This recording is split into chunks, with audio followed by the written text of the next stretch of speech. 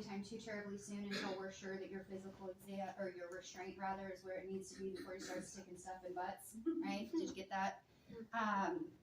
So we're not going to do the T's, but you are going to listen to your heart rate. I can tell right now, what's his respiration? He's panting, and that's fine. Maybe if he calms down a little bit, and as I'm doing my ears, I can actually get a count. But I want to get this out of the way first, because if he starts not being comfortable with Caitlin restraining him for the physical, his heart rate's going to go up. Yes? And it wouldn't be wrong to document it being a little bit elevated. But that's also something I just want to get this part done out of the way before I move on. So I'm going to get my TPR. Snippers. I know.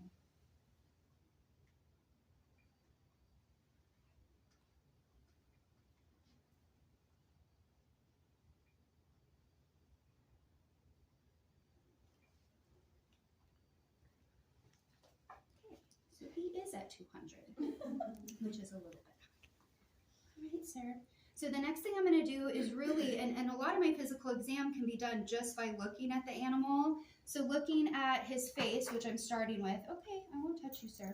So looking at his face, I can just right off the bat tell his nose is clear, there's no nasal discharge, he's panting, his eyes are clear, he's looking around the room, so that's telling me a lot about cranial nerves, which you guys will learn about. He does seem to have some mild tearing, and I can tell that because of the staining of his fur, so that's something I can note, but he's definitely visual, right? So at this point, I'm going to just try to look in his ears.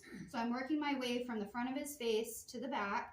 His ears are clean, a little bit pink, but no debris, no smell. So this is all stuff that I'm saying out loud, which is what I'm going to write down on my medical record. So they're a little bit pink, but no discharge, debris, or grossness. I don't smell anything. Do you smell anything? So the next thing I'm going to do is just kind of work down his body.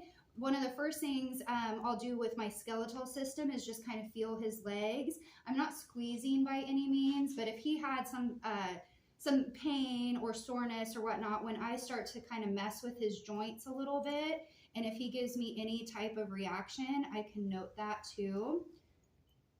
Hims could use a nail trim today before he goes home. So I'm just kind of feeling up both of his legs, kind of playing with his joints a little bit, and then I'm going to work down his kind of body.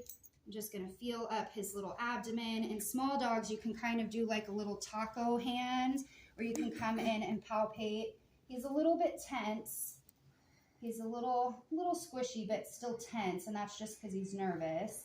And then my most caudal organ in my abdomen is my bladder, and I don't feel anything there. He's got the tiniest little prepuce known to mankind. It is tiny. And I can feel his little penis, and it doesn't seem, I'm not putting pressure on, I'm just kind of feeling it. But if there was something like maybe urinary stones or something like that, he'd probably react painfully, right? So same thing, I'm just working my way down his hips. I'm just gonna run my hands down his legs. I'm gonna play with his joints a little bit. He doesn't seem painful. If he was, what's he gonna try to do to me? Maybe turn around and bite, maybe look back a little bit sternly, but he doesn't seem to be doing any of that. He's just like, please get this over with. In small dogs, I do like to feel their knees. And then looking at the urogenital area, which I just did a little bit, and looking at his prepuce and trying to feel his penis, but looking at his butt looks nice and clean, no fecal matter, pretty clean. So that's really it. That's my physical exam.